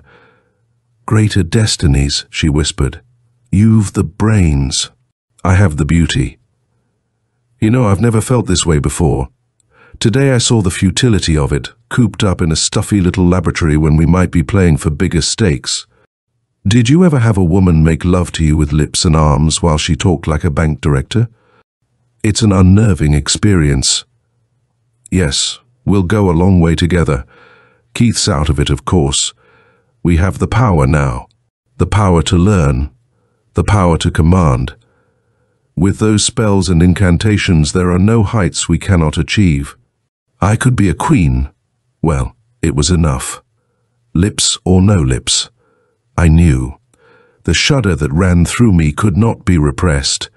The voice was Lily's, but the thoughts were Keith's. Not Keith's, but Keith's, when he was possessed of the devil. I knew what I held in my arms now. The girl that had worked alone in the black chamber under the glowing eyes of the monster in the cage. The girl that changed in light and darkness. The girl who desired power, who lured like the priestess of a mystery. I knew, and as I shuddered, she knew. Her arms pressed closer, her body molded to mine. Her warmth sought to drown my dread, and I felt her mouth seek mine with a promise of ecstasy. I pushed her back. She sensed it, but suddenly embraced me. Again her mouth neared. I felt it graze my lips, and then Lily Ross bent in the darkness, and with the fury of a tigress, locked her teeth in my throat. Chapter 9. Devil's Bargain. As the tiny pointed fangs met, I shook her free. A feline growl rose in her throat. Her panting breath rasped as her hands raked my face. "You fool!" Again her mouth sought my neck. I lifted one arm and let go. I had to do it. Just a short uppercut to the chin and she slumped to the floor. I stepped over, switched on the lights, and carried her limp body to the sofa. She lay there, eyes closed, a golden witch under lamplight. From her bruised mouth ran a tiny crimson trickle. The sleeping sorceress. I got cold water, a towel, brandy. It took 3 minutes before her eyes fluttered open. By that time, I'd been in her bedroom and found what I was seeking. So when her eyes did open, they focused directly on the bronze crucifix held before them. A look of pain seared her face. She writhed. "No, take it away, please." I held her twisting body taut. "Look," I commanded. "No, fool, let me go, I can't." The crucifix pressed closer. I placed the cool metal against her forehead. She screamed. I drew it off and stared at the livid welt. The imprint of the cross burned into her white flesh. Perspiration beaded my brow, but I didn't desist. I knew what had to be done. Exorcism, the casting out of demons. First Keith, and now Lily. She had to be freed. Her moanings ceased. I waved the crucifix before her and whispered, "Lily, darling, look at the cross. Look at it. I know it hurts, but you must look. You must. Just gaze from under your eyelids. I won't burn you with it. Just look. Look and sleep. Try to sleep, Lily. You're tired. So very tired. So tired. Sleep. And look at the cross. Sleep." Science and witchcraft, eh? Well, let's see what a little modern hypnotism will do. Psychic trauma, or possession by a fiend. Call it what you will. I waved the crucifix and commanded her to sleep. The light glittered on the weaving outline. Her eyes followed it. Her ears heard my murmurs. Lily slept. My shirt was wet clear through. I was trembling, but she slept, and I kept whispering, "Lily, come back. Lily, fight it. Come back. Lily, come back." The tremors came then, convulsions. I saw her writhe in agony, and still I didn't stop. Didn't dare stop. She moaned, and it wasn't her voice. Her hands darted like talons to her temples, as though to tear away the scar. Her face was the worst, changing from pallor to deep flush, but my voice was winning. I felt that. Her whimpers grew weaker. She slept under the cross, accepted the vision. The force within her waned, then blazed in a final excess of fury. That's when my hand trembled so that I nearly dropped the crucifix. When her face began to look like other faces, they bubbled up from beneath her flesh, those malignant expressions of hate and rage.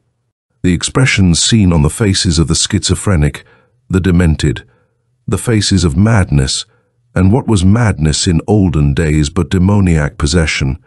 They came now, grinning their defiance. And the voice and the cross fought them down, fought them from her being. At the end, she slept, and I slumped beside her. The crucifix rested against her bare arm, but it no longer burned. I had won. She had won. I knew that Satan had returned to his body in the glass cage. In the morning's awakening, we made our decision. I told her what she didn't know, and she told me what I had guessed about the dizzy spells she had experienced while working alone in the chamber. "I'm going back there," I insisted. "You need rest. I'll carry on alone, and I'm forewarned as well as forearmed by what you and Keith have gone through. I won't succumb, I promise you. Not until I've found a way to get rid of his satanic majesty once and for all." "Be careful, darling." I smiled grimly. "You're telling me? But it has to be done. That menace must be removed, quickly.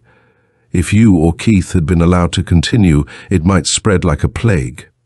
There's no choice in the matter. Either we get rid of Satan or he gets rid of us. That's the bargain. You'll call me regularly." "Of course, and in a day or two both you and Keith can come down again to help. But now I'm going back to hell." Lily smiled. "May God be with you," she whispered. Chapter 10. Powers of Darkness. That night we worked alone, the devil and I. The devil and I, in that black tower. The red braziers burned as a beacon, but the red glare from his eyes blazed a still stronger warning. All alone in the dark room behind locked doors, a crouching fiend in a cage, a crouching man at a table. From time to time the ebon monstrosity reared ponderously to pad back and forth behind the barrier. From time to time I rose and paced the floor with equal restlessness. Frequently a malignant scowl convulsed the black and bony face. Often, I too scowled. I turned the yellowed pages of a dozen bulky books. I scanned the notes written in Lily's precise handwriting. But learning the mantic arts is a grim business. No wonder wizards grew grey. Here was white magic, the 9 steps in the evocation of angels. The command of the 7 stewards of heaven, Arathron, Bethor, Phaleg, Och, Hazith, Ophiel, and Fool. White magic, and a jumble of theosophical arcanum which would be of no use here. Wrong laid. Black magic, ashes of hosts and dried toads, unguents of grease and blood of corpses heated over human bones, burning crucifixes. Gibberish. Red magic. The highest esoteric art was never written or told. Nothing here. Try divination. I tried divination for hours. Long hours in the black room. Long hours under hell-spawned eyes. Eyes that watched me as I studied. Eyes that seemed to pierce the glass cage, to peer over my shoulder as I read, peer and mock. The file on divination was huge. Could I evoke an omen, a clue? Divination, there was aeromancy, electriomancy, alluromancy, alphitomancy, but I had neither wind nor rooster, flour nor hard dough. Amniomancy? Use the call of a newborn child? No. And the horrid anthropomancy, prophecy by use of human entrails? No, again. Erythomancy, astragalomancy. both mathematical tricks long since discredited. Axinomancy and bilomancy were relics of the old trial by ordeal of Saxon days. Capnomancy, divination by smoke wreaths from a drug-sprinkled fire. Hashish visions, a fake. Cephalonomancy, dactyliomancy, gastromancy, geomancy, gyromancy. I had no donkey's head to sprinkle with live coals, no fingering, no gift at ventriloquism, nor was I a sand diviner. I might try gyromancy as a last resort, walking in a circle until I grew dizzy and fell. The direction of the fall had significance. Oh, sure. Sorcery is so fascinating, until you analyze it. Hippomancy, the Celtic trick with white horses. Out. Hydromancy, ichthyomancy, lampedomancy, lithomancy, margaritamancy, mayamancy, onomancy, onychomancy, oomancy, parthenomancy. Fine stuff. All superstitious nonsense, though the last, divination by employing a virgin, might prove entertaining. Well, pyromancy, rhabdomancy, sciomancy, evocation of the dead. Was there a proven formulae here in Lily's list? There wasn't. I was singularly grateful. To command the dead sorcerously dangerous ground, spondomancy, psychomancy, theomancy. That was the end of divination. And still Satan stared. I was becoming more and more conscious of that stare. Satan grinned. The grin burned through me. I'd find a way. I had to. There was no sleep for me that day, and it was almost midnight when I blundered back into the notebooks and hit the section on elementals. Elementals. The primitive spirits. The gnomes inherent in earth own the kingdom of the north, and they exert the melancholic influence over the temperament of man. Their sign is the bull, and they are commanded by the magic sword. Their sovereign is Gob. Nonsense. The sylphs are of the air, their kingdom is the east, and their influence bilious. Under the sign of the eagle, they are controlled by the holy pentacles, as is their sovereign, Paralda. Well, salamanders are spirits of fire, and their kingdom lies south. Sanguine in their influence, under the sign of the lion and the command of the trident, their sovereign is Jinn, yes, the prototype of all Jinn. And the undines of the west, those who evoke the phlegmatic aspect of men, are governed under the sign of Aquarius, commanded by the cup of libations and under the sovereignty of Nexa. Gnomes, sylphs, salamanders, undines, earth, air, fire, and water. Astrology and Oriental legend, and mysticism. Except that, there were spells for the evocation of elementals. Elementals, known to our theology as fiends of the pit. Spells to command them, written in Lily Ross's handwriting, taken from the tomes.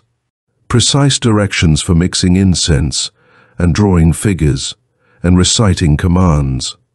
There are nearly 100 proven spells and incantations, genuine. That's what Keith had said, genuine spells. Recipes to raise daemons, a pinch of salt and a tablespoonful of butter, bake well under low flame.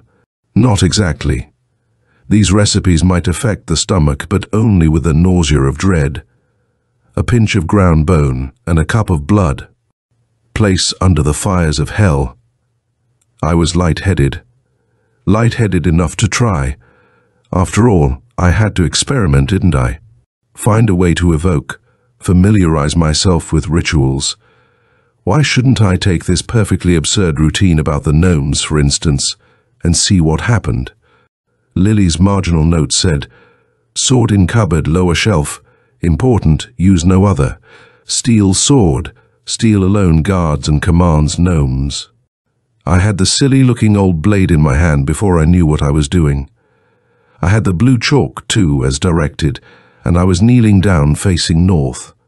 The Gnome Kingdom. Grimm's fairy tales. Why not find out?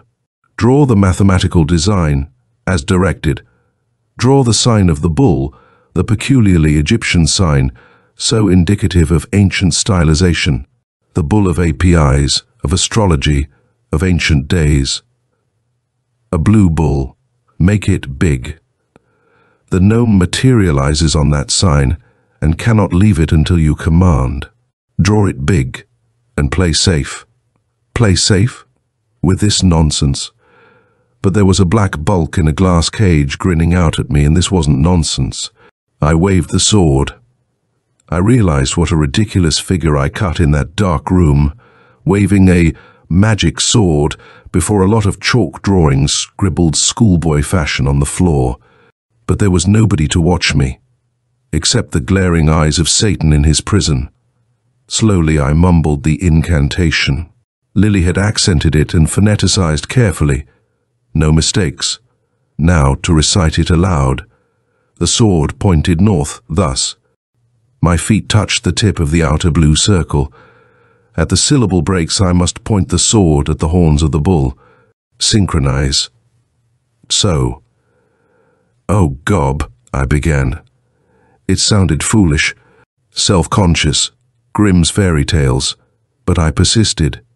It didn't take long after all.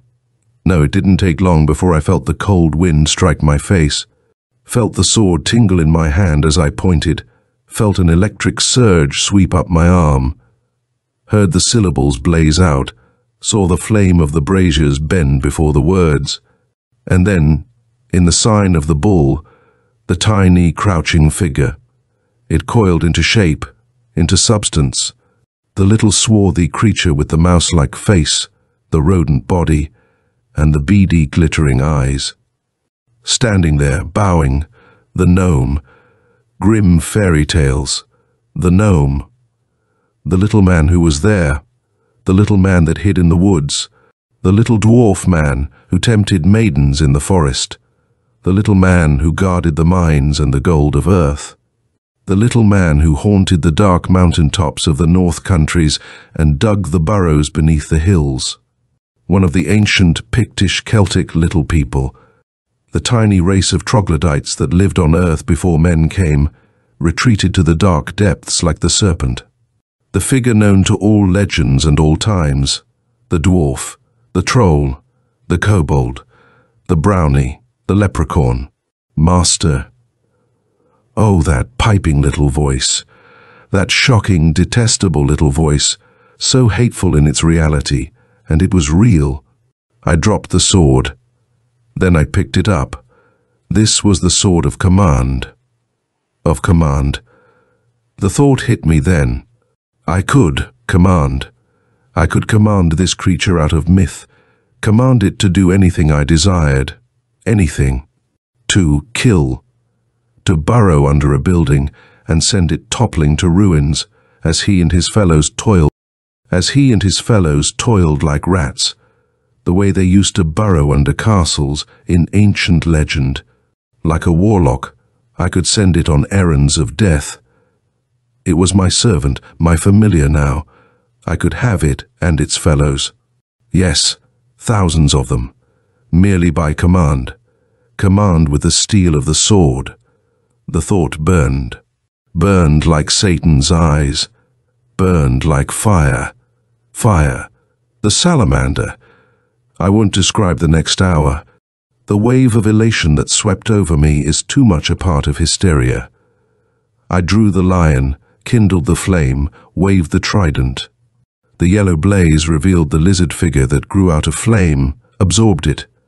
Fiend, imp, archetype of hell's legions, the salamander of evil. And the hissing inflection in the word, master. Here were spells that worked. Here were orisons and litanies that brought results. I couldn't send Satan back, but I could conjure up his hosts. Conjure up his hosts. Why not? Imagine this tower room filled with monstrosities from myth. Imagine rooms filled with them. A horde, a vast and limitless horde, all calling me Master, Master of demons, Master of evil, Lord of a power greater than any known. For the first time, I began to realize the feeling inherent in that word. Power, power to rule, power over wind and water and fire and air, over earth, power to rule earth. Now I knew how Keith must have felt. He'd dreamed of something like this. Men laughed at evil, did they?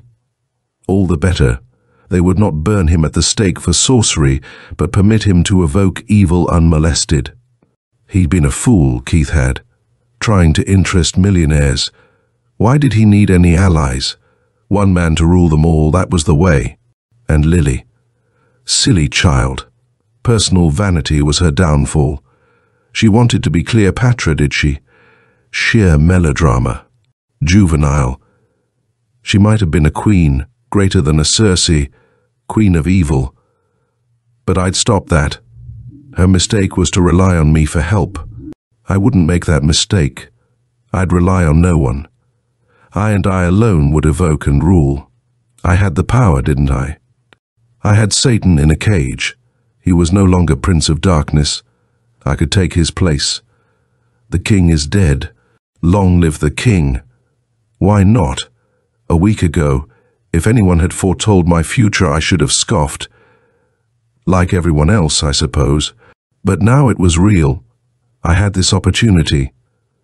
The goal of witch and wizard through the ages. The powers of darkness mine to command. Why hesitate? Why not evoke? Use the rituals, use all of them. Fill the room with a legion of nightmare shapes, revenants, ghouls and efrits, Vriculus, hippocampi, amphispani, striges, an army, a black army, an army to conquer the world. Keep them ringed in the magic figures until the word of release was given. Keep them ringed, and then, but what about Satan? What about the spell to send him back? Back to where? To hell. But we could have hell here on earth. And why not? An earth filled with man made war and misery, an earth filled with grasping, cheating, lying, stealing, raping, murdering, crazy humans, filled with pestilence, disease, idiocy. Let the Lord of Evil come into his own. Sweep away humanity. Sweep away the earth. Black gifts the creatures might grant you for the power. Eternal life, eternal ecstasy. Lips might whisper secrets. Primal forces to invoke and control. Why send Satan back at all? I glanced at the listless black figure in the cage, glanced and smiled. Smiled and laughed suddenly. Was this thing, the fabled Lucifer? This mangy, decrepit, listless bag of bones with the sick eyes and whining sneer? Was this whimpering mongrel really the arch-enemy? I felt stronger than he did. I was stronger than he. I had stripped him of his power and taken it for my own. I was the master of Satan. Plans, plans, plans. Dreams swirling in the blackness. The salamander staring, the gnome crouching in the chalk dust. Yes, and I, standing in darkness, chanting out invocations. Chanting for endless hours, gripped by an inner elation and compulsion. The room surging with power, pulsing with vibrations, and filled with shapes. Until I stood there, amidst a crowded maze of circles and designs, each filled with a figure, a bowing figure that croaked, "Master." I stood there and made a hell on earth. Chapter 11. Hell on Earth. Slowly now, it's a surprise. I guided Lily and Keith toward the door marked Private. Keith leaned feebly on my arms, but he pressed forward eagerly. "Surprise?" gurgled Lily. "You mean you've sent him back?" I smiled. "You'll see," I told her.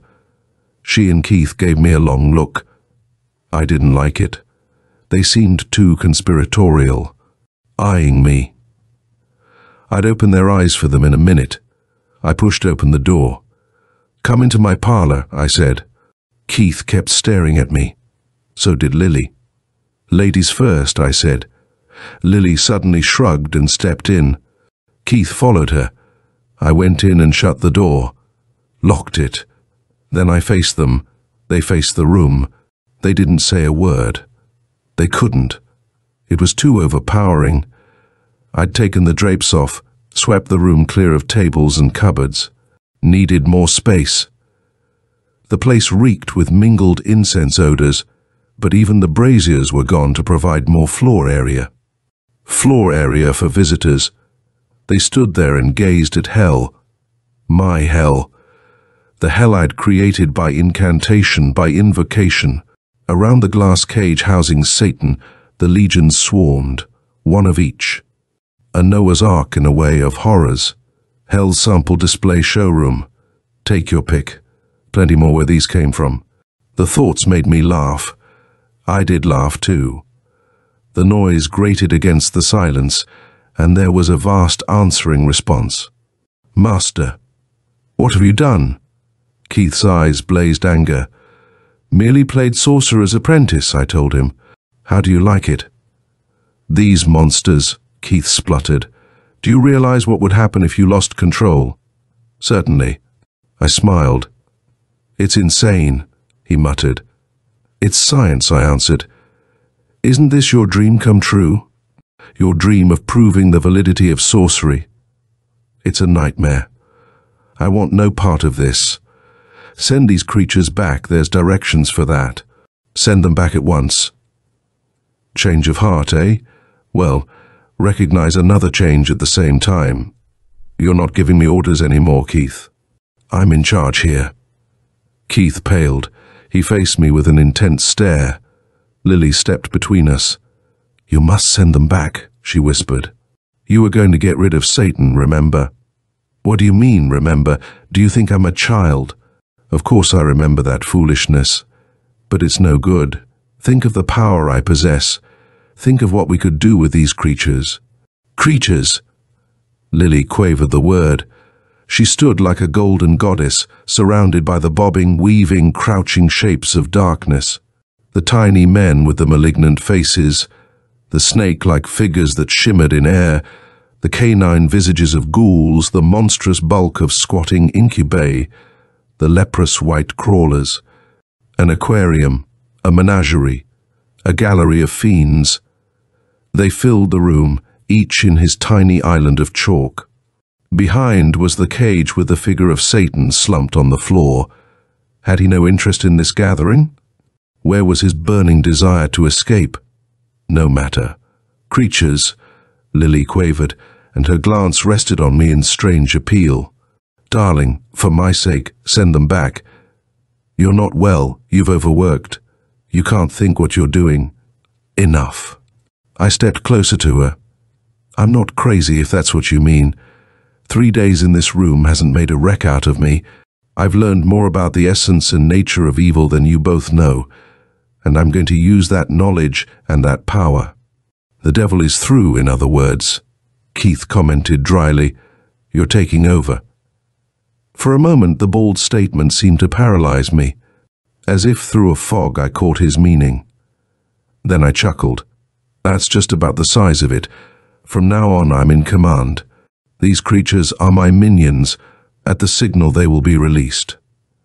I lowered my voice. I've got a plan. It's all thought out. I've done a lot of thinking here these past days. I know just what to do, how to use these things. Rule, I tell you. And you two will share the power with me if you like. Send them back, Lily begged. You don't know what's happening to you. Happening to me. I'm waking up, that's all. I feel more alive at this moment than I ever have. I'm strong, and he's weak. I'm going to do what no man has ever dared. I'll open the gates. Lucifer will again rule the earth. Why shouldn't he? I.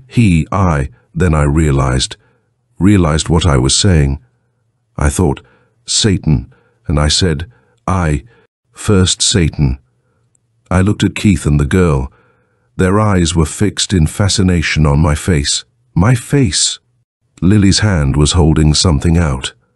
A mirror. I took it, took the silver glass and stared at my face in the mirror. Stared at the black, goatish countenance, at the growing beard on the chin. Stared, transfixed, at the darkened temples from which the two horns were beginning to protrude. What had happened to Keith and Lily had happened to me. 3 days in a room with the black man, 3 days in a room while his will gnawed at my soul in darkness, burrowed in. The change had taken place. I was Satan. The mirror fell and shattered. I stood there, looking at the dark skin on the back of my hands, the dark skin on the back of my claws. Turning, body and mind and soul, cloud of darkness pouring out of the cage into my brain. I was Satan, and I had evoked demons, and I would rule Earth. Madness. But why not? Nobody was dashing holy water in my face. Nobody was waving any crucifixes. Nobody was shooting any. I saw it out of the corner of my eye. Keith's holster with the 2 guns lying on the little table near the door. Saw it as he saw it and made a dash. I got there first. I pulled the guns out and pointed them very carefully. Keith stopped in his tracks. "No, you don't," I chuckled. "No one is shooting me, if you please." "Lily, the door is locked, very tightly." She'd made a dash too. "We are all alone now, with our servitors." I chuckled again. It was beginning to feel very pleasant. "Stand still, both of you," I directed. "Madman," Keith shouted. "Put down those revolvers." "Please," Lily whispered. I slipped one weapon into my pocket, held the other high in my right hand, my blackening right hand. I could feel it change. It pulsed, every nerve tingling as the change completed. One claw held the revolver. The other rose. "Now you two. When I lower my left hand, our little playmates will be released. I don't need my right hand for anything but keeping you covered. So remember, stand and watch." "Satan," Keith mumbled. "Satan incarnate." "Please, darling," Lily whispered. "Oh, please, darling," I laughed. The grinning throng waited behind me. Waited and ravened. I could feel their pulsations mingling with my own. How they lusted to be free. To walk the earth once more, to walk and creep and crawl and lope and fly and kill. They waited and they crouched for my command. My command would free them. From the black tower they'd swarm out over the world of night, and the shriek of earth in torment would mock the walls of heaven. The strength welling in me, I lifted my left hand high. One gesture now, then Lily moved. "Back or I'll shoot," I screamed. She came forward. Her eyes held no hate and no fear, only a pleading that burned and burned. I had to get rid of that burning. Kill her, and release them. Free the hordes of hell. My left hand swooped. My right hand moved out. The hand of Satan. I flicked my wrist, pressed the trigger, and sent a bullet crashing into my brain. Chapter 12. Fall of Lucifer. "Easy," I said, "easy." "Must probe," grunted Keith. "Get it out. Silver bullet or no, there might be infection." "Easy," I repeated. Then, "Are you sure it's gone?" Lily smiled down at me. "Of course, darling. They're all gone. And the cage is empty. The instant you fired the gun, they disappeared. Not in a cloud of brimstone either. They just weren't there." I smiled. It wasn't so hard because Keith had the little silver pellet out. "Lucky shot," he commented. "Just missed grazing the parietal lobe." "I still can't understand it," I said. "Can't understand what made me shoot myself and why Satan disappeared." "The oldest story in the world," answered Keith. "Virtue triumphant. It fought the evil in you and won, even though you weren't conscious of it. When Lily came toward you, the battle was resolved. You and the devil fought it out in your own soul, and you won. And that was the secret of getting rid of Satan. The human soul pitted itself naked against his will and denied him." I shook my head as Keith continued. "Evil preys on inner weakness. In my case, Satan focused his forces on my dominant quality of ambition. That ambition, directed sanely, caused me to embark on scientific research. Perverted just a little, Satan made my ambition become a lust for power at any price.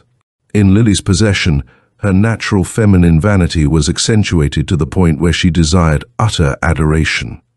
Again, the psychology of evil came into play, and when the devil invaded you, he worked through your love of learning, turning your scholarly inclinations into the field of sorcery.